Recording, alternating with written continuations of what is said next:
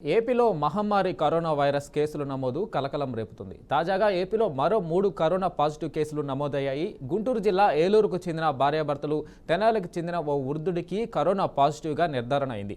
వైద్యులు వృద్ధుడిని వెంటిలేటర్పై ఉంచి చికిత్స అందిస్తున్నారు. తాడేపల్లి మణిపాల్ ఆసుపత్రి వైరాలజీ ల్యాబ్ పరీక్షలలో ముగ్గురికి కోవిడ్ పాజిటివ్గా తేలింది.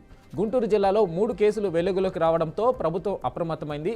ఇప్పటికే విశాఖ, నంద్యాల జిల్లాలో మహిళలకు కరోనా పాజిటివ్గా తేలింది.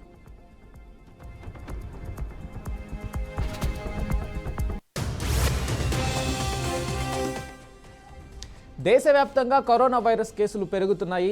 దేశ రాజధాని ఢిల్లీలో పాజిటివ్ కేసుల సంఖ్య 100కు దాటింది. దేశవ్యాప్తంగా పాజిటివ్ కేసులు 1000 దాటాయని కేంద్ర ఆరోగ్య శాఖ వెల్లడించింది. మహమ్మారి కారణంగా 7గురు మృతి చెందారు.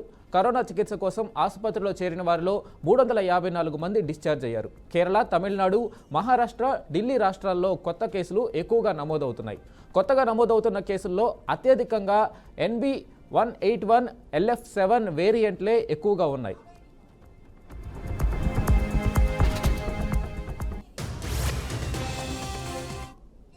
ఇక దీనిపై మరింత సమాచారం మా ప్రతినిధి నాయుడు అందిస్తారు. నాయుడు, చెప్పండి, రాష్ట్ర వ్యాప్తంగా కరోనా కేసులు ప్రకంపనలు సృష్టిస్తున్నాయి. సో ఎలా హాస్పిటల్లో పరిస్థితులు ఎలా ఉంటున్నాయి? Thank you Venkat.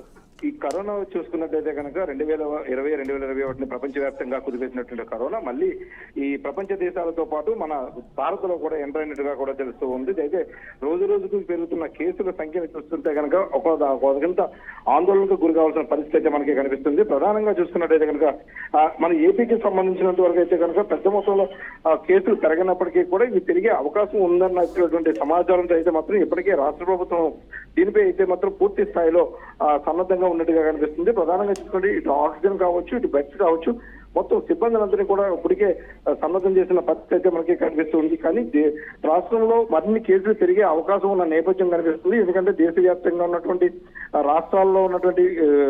రాష్ట్రాల్లో అయితే ఇప్పటికే కేసులు పెరుగుతున్న పరిస్థితి అయితే ఉంది. అదేవిధంగా ప్రధానంగా ఢిల్లీలో కూడా 1000 కేసులు పైగా నమోదు అయినట్టుగా కూడా ఇప్పటికే సమాచారం రావడంతో అక్కడ నుంచి ఉన్నటువంటి ఇది ఎయిర్పోర్ట్ కావచ్చు, రైల్వే స్టేషన్, బస్ స్టాండ్లకు సంబంధించి ఇప్పటికే కేంద్రం నుంచి అయితే కనుక పూర్తి స్థాయిలో పూర్తిగా అయితే కనుక వీళ్ళకి సమాచారం ఉన్న నేపథ్యంలో వీరైతే మాత్రం మరింత కట్టుదిట్టం చేసేందుకు కూడా సన్నద్ధంగా కనిపిస్తుంది. ఇప్పటికే ప్రపంచ వ్యాప్తంగా పలు దేశాల్లో ఉన్నటువంటి ఈ కరోనా కేసుల నేపథ్యంలో అయితే కనుక వచ్చేటటువంటి ఇండియాకి వచ్చేటువంటి ఎవరైతే ఉన్నారో వీళ్ళందరికీ కూడా ఇప్పటికే క్వారంటైన్ చేసుకోవాలంటూ కూడా ఆదేశాలు ఉన్న నేపథ్యం కనిపిస్తుంది. కాబట్టి రాష్ట్రంలో కరోనా కేసులు పెరగకుండా ఉండేందుకైతే మాత్రం పూర్తి స్థాయిలో చర్యలు చేపట్టాలంటూ కూడా రాష్ట్ర మంత్రి ఆదేశించిన పరిస్థితి అయితే కనిపిస్తుంది. దీనిపై అయితే మాత్రం ఆందోళన చెందాల్సిన అవసరం లేదని ప్రజలందరూ కూడా దీనిపై పోరాటానికి సన్నద్ధంగా ఉండాలంటూ కూడా ఇప్పటికే చెప్తున్న పరిస్థితి మనకు కనిపిస్తుంది.